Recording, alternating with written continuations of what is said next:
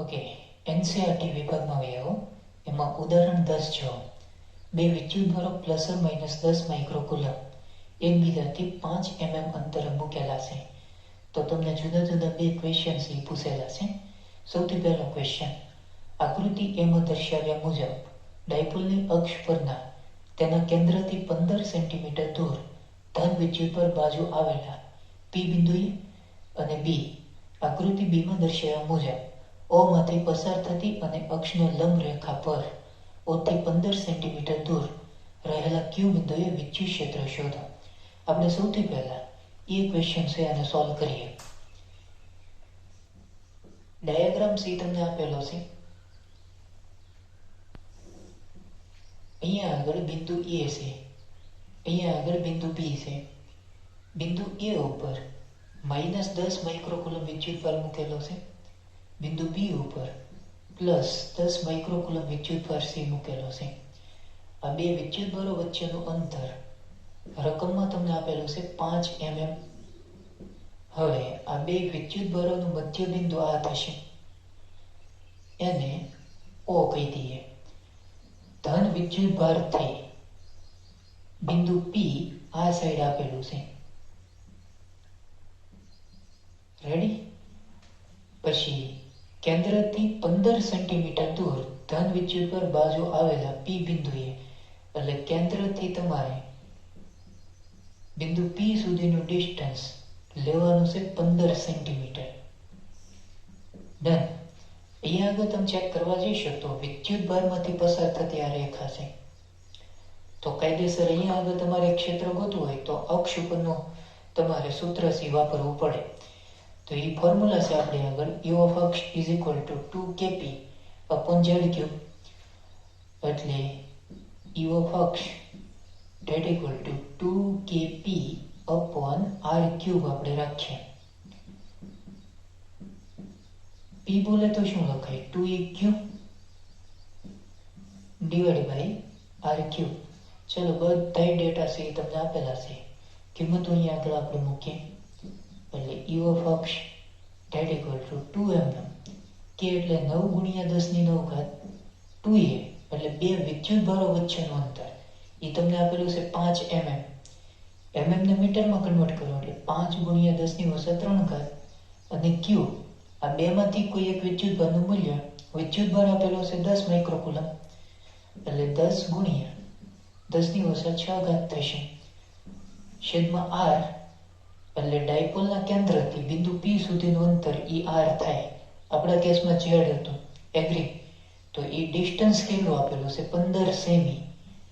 એટલે 15 ગુણ્યા 10 ની ઓછા 2 ઘાત એનો ક્યુબ. એમ કરીને તમે સાદું રૂપ આપશો એટલે તમને બિંદુ P આગળનું વિદ્યુત ક્ષેત્ર છે એ મળશે. એકમ થશે ન્યૂટન પર કુલમ. હવે અહીંથી તમારે સાદું રૂપ આપી દેવાનું થશે. રેડી? ત્યાર પછી બી ડાયાગ્રામ જો, એમાં એક વિદ્યુતભારને અહીંયા આગળ રાખેલો છે, બીજા વિદ્યુતભારને અહીંયા આગળ ગોઠવેલો છે. આ બિંદુ એ છે, આ બી છે. એ ઉપર ચાર્જ છે -10 માઇક્રોકુલમ, અહીંયા આગળ છે +10 માઇક્રોકુલમ. આ મધ્ય બિંદુ છે અને આપણે ઓ કહીએ. એગ્રી? આ બે વિદ્યુતભારો વચ્ચેનું ડિસ્ટન્સ 5 mm છે. તો તમારે આને લંબ અહીંયા આગળ બિંદુ Q આપેલું છે, તો ત્યાં આગળ ક્ષેત્ર છે એ ફાઇન્ડ કરવાનું છે. ધન વિદ્યુતભાર હોય તો એનું ક્ષેત્ર આમ મળે, ઋણ વિદ્યુતભાર હોય તો એની અંદર ક્ષેત્ર રેખા છે એ દાખલ થાય. હલ્લો, એટલે પરિણામી ક્ષેત્ર તમે સબાસા બનાવશો એટલે આમ મળશે. ડન. આ ડિસ્ટન્સ એ રકમમાં તમને આપેલું છે. O થી Q સુધીનું અંતર એ 15 સેમી આપેલું છે. હવે આ ડાયપોલ છે એને લંબ છે આ રેખા, તો વિષુવરેખા થઈ ગઈ. વિષુવરેખાનું સૂત્ર છે આપણી આગળ kp upon yq. એટલે વિષુવરેખા that equal to kp upon r cube આપણે લઈએ. અધરવાઇઝ p એટલે શું લખાય? 2eq divided by r cube. ચાલો કિંમતો મૂકો. કે એટલે 9 ગુણ્યા 10 ની 9 ઘાત. 2 એટલે આ બે વિદ્યુતભારો વચ્ચેનું અંતર 5 mm એટલે 5 ગુણ્યા 10 ની વત્તા 3 ઘાત મીટર. પછી Q બેમાંથી કોઈ એક વિદ્યુતભારનું મૂલ્ય એટલે 10 ગુણ્યા 10 ની વત્તા 6 ઘાત કુલમ. અને છેદમાં R એ કેન્દ્રથી બિંદુ Q સુધીનું ડિસ્ટન્સ લેવાનું. એ આપેલું છે 15 સેમી એટલે 15 ગુણ્યા 10 ની વત્તા 2 ઘાત એનો ક્યુબ થશે. આનું તમે સાદું રૂપ આપશો એટલે તમને બિંદુ Q આગળનો ક્ષેત્ર છે એ મળી જશે. બરોબર. આમ બેઝિક આખો આઈડિયા જ હતો, સિમ્પલ આખો આઈડિયા છે એ કહી શકાય. હવે ટેક્સ MCQ માં વહી આવો. એમાં 14મો MCQ જો HCl અણુની વિદ્યુત ડાયપોલ મોમેન્ટ 3.4 ગુણ્યા 10 ની વત્તા 30 ઘાત કુલમ મીટર છે. આ અણુના બંને પરમાણુ પર સમાન મૂલ્યના વિજાતીય વિદ્યુતભારો છે તેમ કલ્પીએ તો આ વિદ્યુતભારનું મૂલ્ય ખાલી જગ્યા હશે. આ બે પરમાણુઓ વચ્ચેનું અંતર 1 એંગસ્ટ્રોમ છે. તમારે વિદ્યુતભારનું મૂલ્ય છે ફાઇન્ડ કરવાનું છે. HCl આપેલું છે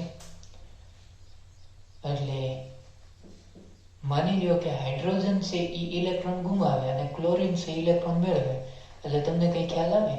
H+ થાય અને Cl- થાય. હાઇડ્રોજન ઇલેક્ટ્રોન ગુમાવશે એટલે E+ થશે અને ક્લોરીન જો મેળવતો હોય તો E- થાય.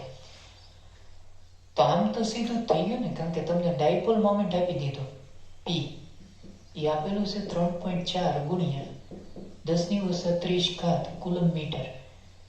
ડન. પછી બે પરમાણુઓ વચ્ચેનું અંતર એટલે H+ અને Cl એ બે વચ્ચેનું ડિસ્ટન્સ તમને આપેલું છે 1 એંગસ્ટ્રોમ. એંગસ્ટ્રોમ એટલે 10⁻⁻10 મીટર. તમારે Q ગોતવાનો છે. તો અલ્ટિમેટલી P બરાબર 2a ક્યુબ. Q ને કરતા બનાવો એટલે P ના છેદમાં 2a. હવે P તમને આપેલું છે એ આપેલું છે 3.4 ગુણ્યા 10 ની વત્તા 30 ઘાત 2a. ડિસ્ટન્સ આપેલું છે 10⁻10. અધરવાઇઝ Q કેટલો આવશે? 3.4 10⁻20 કુલમ. સો B વિકલ્પ E એનો કરેક્ટ આન્સર થશે. એવો સ્વ અધ્યયન પોથીનો 59મો MCQ આપેલો છે. HCl ની જગ્યાએ NaCl આપેલું છે. એમાં Na પરથી એક ઇલેક્ટ્રોન Cl પર જાય એટલે Na+ થાય અને Cl- થશે. એ બે વચ્ચેનું અંતર તમને આપી દીધું એટલે 2a આપી દીધું. 2.75 ગુણ્યા 10 ની વત્તા 10 ઘાત મીટર. તો NaCl અણુની ડાયપોલ મોમેન્ટ એટલે તમારે P ગોતવાનું છે. એટલે અહીં આગળ 2a તમને આપેલું 2.75 10 ની વત્તા 10 ઘાત મૂકો. Q ઇલેક્ટ્રોન જાય છે એટલે એનો ચાર્જ લેવો પડે 1.6 ગુણ્યા 10 ની વત્તા 19 ઘાત. એમ કરીને તમારે સાદું રૂપ આપી દેવાનું એટલે તમને ડાયપોલ મોમેન્ટ છે એ મળી જશે. ત્યાર પછીનો 61મો SLP નો વિદ્યુત ડાયપોલના એક છેડાથી અમુક અંતરે આપેલ વીજભાર મુકતા F જેટલું બળ અનુભવે છે. જો આ અંતર બમણું કરવામાં આવે તો વીજભાર પર લાગતું બળ ખાલી જગ્યા જેટલું થશે. ઓકે. સ્ટાર્ટિંગમાં ફોર્સ F જેટલું આપેલું છે. આમ તો ડાયપોલનો આખો કોન્સેપ્ટ થઈ ગયો, કારણ કે રકમમાં તમને કહી દીધું વિદ્યુત ડાયપોલ.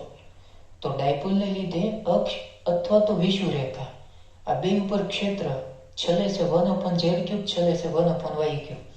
એટલે તમે સીધો આવું લખી શકો વિદ્યુત ક્ષેત્ર છેલ્લે છે 1/r³.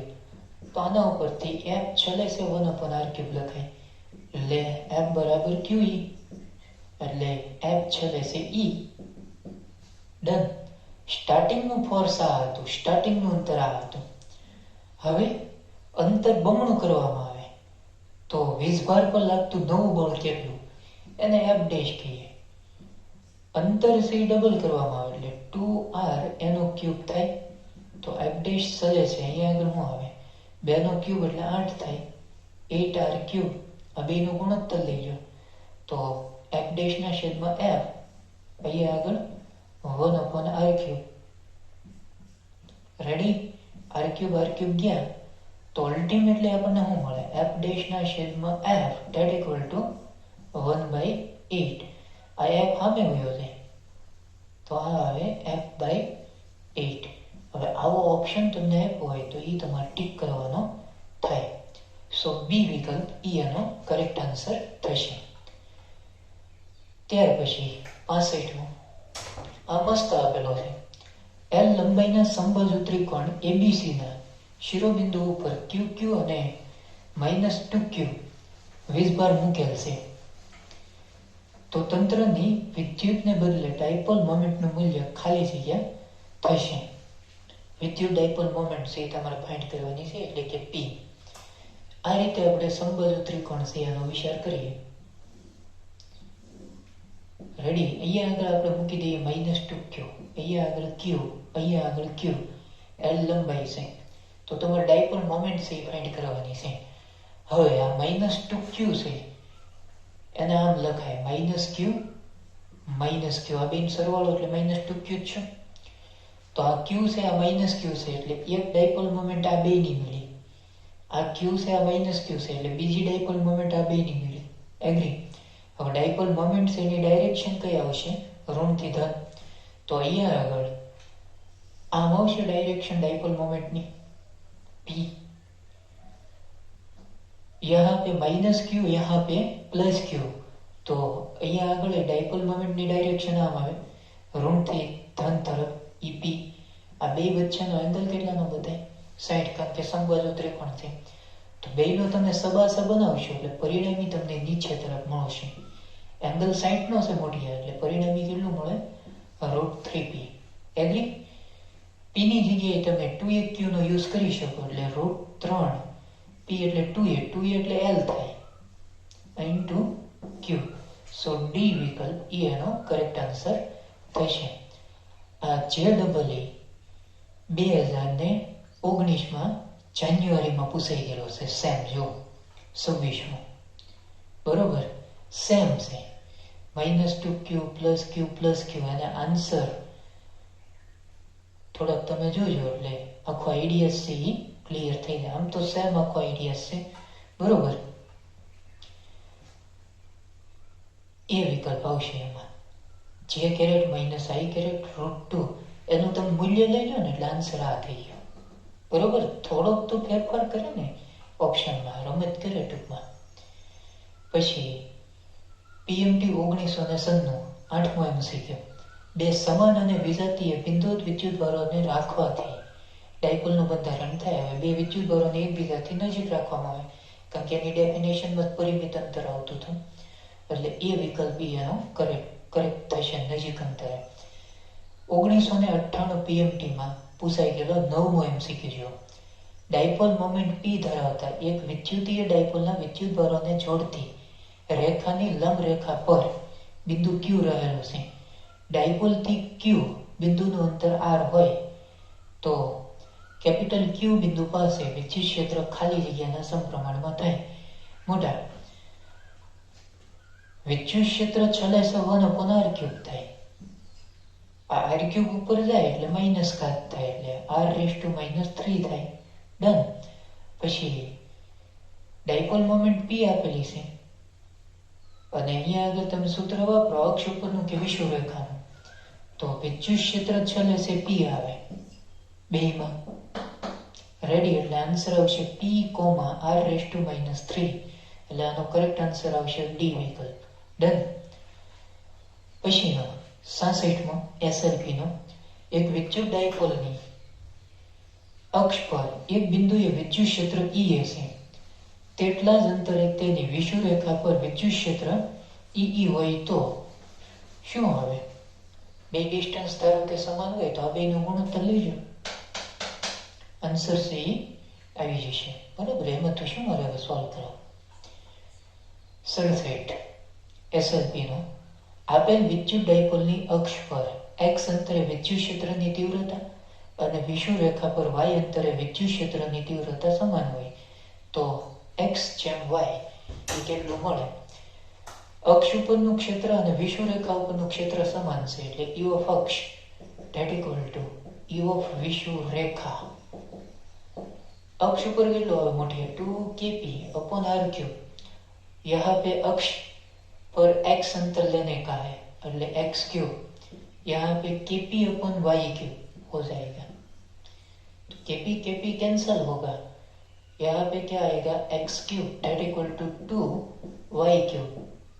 रेडी, ઘનમૂળ લઈ લો તો y નું y ક્યુબ નું y અને 2 નું 2⁻⁴ અથવા એને આ રીતે લખાય। તમારે હું ગુણોત્તર માંગ્યો છે, ઓકે, તો x upon y 3 આ વર્ગમૂળમાં આવશે, 2 यहाँ पे 3/1 આવો ઓપ્શન આપેલો છે તો એ ટીક કરો, એ વિકલ્પ એનો કરેક્ટ આન્સર થશે। ત્યાર પછીનો 68મો MCQ જો વિદ્યુત ડાયપોલના કિસ્સામાં વિષુવવૃત્ત પર અંતર બમણું કરવામાં આવે અને વિદ્યુતભારોના મૂલ્યો 8 ગણા કરવામાં આવે તો નવા અંતરે વિદ્યુત ક્ષેત્ર ખાલી જગ્યા થશે। આમ તો પપ્પો આઈડિયા છે, વિષુવરેખા તમને કહી દીધું। સો વિષુવરેખા આગળ વિદ્યુત ક્ષેત્રનું ફોર્મ્યુલા kp/y ક્યુબ થાય। ડન। વિદ્યુતભારના ફોર્મેટમાં લેવું હોય તો p એટલે 2aq થાય upon y ક્યુબ। હવે નવું વિદ્યુત ક્ષેત્ર, એમાં વિદ્યુતભાર છે એનું મૂલ્ય 8 ગણું કરવામાં આવે, અંતર છે બમણું કરવામાં આવે, એટલે કે 2a નું 2a, q છે એ 8q થઈ જાય, અંતર છે બમણું થાય એટલે 2y ક્યુબ એટલે કરશો એટલે 8y ક્યુબ થાય। એગ્રી? એટલે અહીંથી 8 8 કેન્સલ એટલે e dash y date equal to k 2aq upon y cube યાદ થઈ ગયું, એટલે ey હતું એટલું જ રહેશે મોટિયા, બરોબર। સો બી વિકલ્પ પ્રથમ હતું તેટલું જ રહેશે। ત્યાર પછીનો 38મો, એક વિદ્યુત ડાયપોલ z અક્ષ પર સંપાત થાય છે અને તેનું મધ્ય બિંદુ યામક્ષ પદ્ધતિના ઉગમ બિંદુ પર સંપાત થાય છે।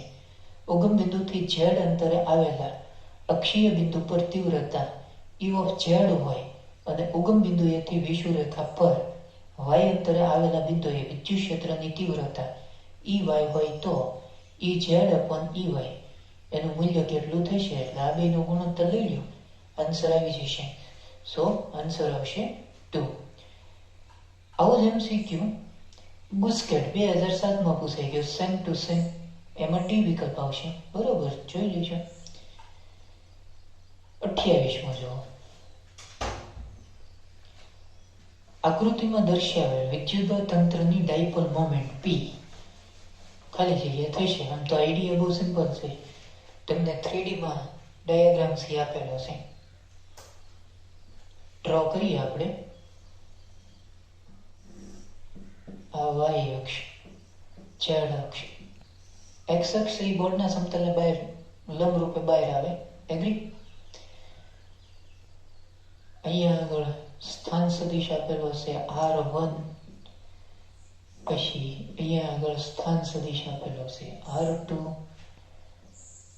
અહીંયા આગળ વિદ્યુતભાર મૂકેલો છે -q, સ્થાન સદિશ એનો આપેલો છે 1,1,1 મીટર, પછી અહીંયા આગળ વિદ્યુતભાર છે +q, સ્થાન સદિશ આપેલો છે 2,2,2। ડન। તમારે p ગોતવાનું છે, ડાયપોલ મોમેન્ટ સદિશ સ્વરૂપે, એટલે p બરાબર શું લખાય, 2a into q। હવે ડાયપોલ મોમેન્ટ છે એની ડાયરેક્શન આમ આવે, ઋણથી ધન તરફ। ડન। 2a એટલે આ બેનો ડિફરન્સ લેવો પડે, તો 2,2,2 માંથી 1,1,1 બાદ કરો તો શું આવે, 1,1,1 અને q નું q એમ નામ। ઓપ્શન આપણને કઈ રીતે આપેલા છે, ઓકે, આ સદિશ સ્વરૂપે છે અને પછી મૂલ્ય લઈ લીધું અને આને ધારો કે તમે 1 કહેતા હો, આને તમે 2 કહેતા હો, તો આપણને ડાયપોલ મોમેન્ટ આ ડાયરેક્શનમાં મળે તો આ દિશાનો એકમ સદિશ, એટલે એ થાય r21 કેરેટ। આનું મૂલ્ય તમે લઈ લો તો એ આવે √3q, આ મૂલ્ય એને ગુણ્યા એકમ સદિશ એટલે એ આવે r21 કેરેટ। એટલે આનો કરેક્ટ આન્સર આવશે બી વિકલ્પ। આમાં ખાસ જોજો બી ઓર ડી, ડી વિકલ્પ આવશે ને, r⁻2 1 આવે છે. તો બી અને ડી માં ભૂલ ન કરતા, ઉતાવળમાં પાછા બી ટીક કરીને ન આવતા, બરોબર, આમાં ખાસ ધ્યાન રાખવું પડે. ત્યાર પછીનો 29મો એસએલપી નો, આ પણ મસ્ત આપેલો છે. આકૃતિમાં દર્શાવે વિદ્યુતભાર તંત્રની ડાયપોલ મોમેન્ટ ખાલી જગ્યા થશે. ઓકે, ડાયાગ્રામ આપેલો છે. આઈડિયા બહુ સિમ્પલ છે. આમ આપેલું છે એક્સ અક્ષ, અહીંયા આગળ -q, x બરાબર 0, પછી x બરાબર a, ત્યાં આગળ +q, પછી x બરાબર 3a, -q, x બરાબર 4a, વિદ્યુતભાર છે +q. તો તમને ખબર પડે, એક આ ડાયપોલ મોમેન્ટ, ડાયપોલ એક આ તૈયાર થશે એટલે આની ડાયપોલ મોમેન્ટ, અને બીજો એક આ ડાયપોલ તૈયાર થશે એટલે આની ડાયપોલ મોમેન્ટ. ડન. ઋણથી ધન તરફ હોય એટલે અહીંયા આગળ ડાયપોલ મોમેન્ટ આમ આવે, અહીંયા આગળ એ ડાયપોલ મોમેન્ટની ડાયરેક્શન આમ જ આવે એટલે આ બેનો સીધો સરવાળો થાય. ડન. તો ટોટલ ડાયપોલ મોમેન્ટ એટલે આની માટે લઈ લઈએ આપણે P1, આની માટે આપણે લઈ લઈએ P2, એટલે P1 એટલે શું લખાય, 2eq, આ બે વચ્ચેનું અંતર એટલે e ઇન્ટુ q, આ બે વચ્ચેનું અંતર કેટલું, 4a માંથી 3a જાય એટલે e ઇન્ટુ q, એટલે આ આવશે 2eq. જો સદિશ સ્વરૂપે લેતા હોય તો આ તો x અક્ષ છે એટલે i કેરેટ, કારણ કે p ની જે દિશા છે આમ આવે ને, x અક્ષને સમાંતર એટલે i કેરેટ. સો આનો કરેક્ટ આન્સર આવશે મોટિયા 2qa i કેરેટ. બરોબર. હવે આમાં જો ચેન્જીસ કરવા હોય તો કરી શકાય. અહીંયા +q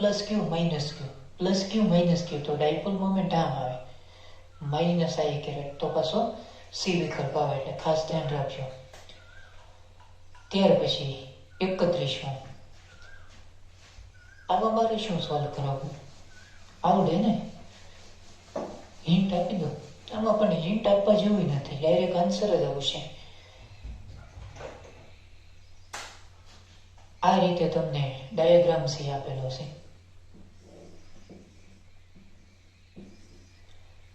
-q, પછી અહીંયા આગળ +2q, પછી અહીંયા આગળ -q. તંત્રની ડાયપોલ મોમેન્ટ છે એ પૂછેલી છે. આ r2 -r1, यहाँ पे r3 -r2 આવું આપેલું છે. આ 2q છે, નામ લખાય +q. રેડી. એટલે એક આ ડાયપોલ, બીજો આ ડાયપોલ. તો કેરફુલી તમે ચેક કરવા જાઓ તો આની ડાયપોલ મોમેન્ટ આમ આવે, આની ડાયપોલ મોમેન્ટ આમ ઉપર આવે. રેડી. અને આપણે P1 કહીએ અને આપણે P2 કહીએ, ઓપ્શન પ્રમાણે આપણે જવું પડશે ને.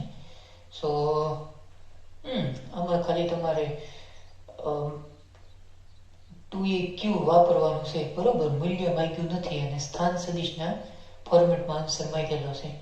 તો total dipole moment P = P1 + P2. P1 એટલે 2eq, 2a માં આ ડિસ્ટન્સ એને અનુરૂપ q, એટલે આ શું આવશે Modhiya, r2 -r1 into q, આની માટે 2eq, એમાં 2a r3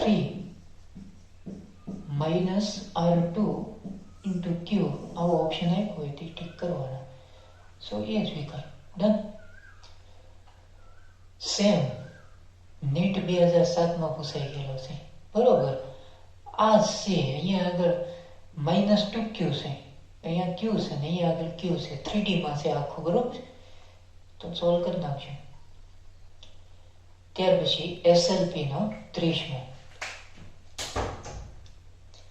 500 માઇક્રોકુલમ વીજભાર અને 10 સેન્ટીમીટર લંબાઈ ધરાવતા હવામાં રહેલા વિદ્યુત ડાયપોલની અક્ષ પર ડાયપોલના કોઈ એક વિદ્યુત ભારથી 20 સેન્ટીમીટર અંતરે વિદ્યુત ક્ષેત્રની તીવ્રતા ફાઇન્ડ કરો. ઓકે, અક્ષ પર તમને કહી દીધું, આપણે ડાયાગ્રામ સી ડ્રો કરીએ એટલે આખો આઈડિયા ક્લિયર થાય.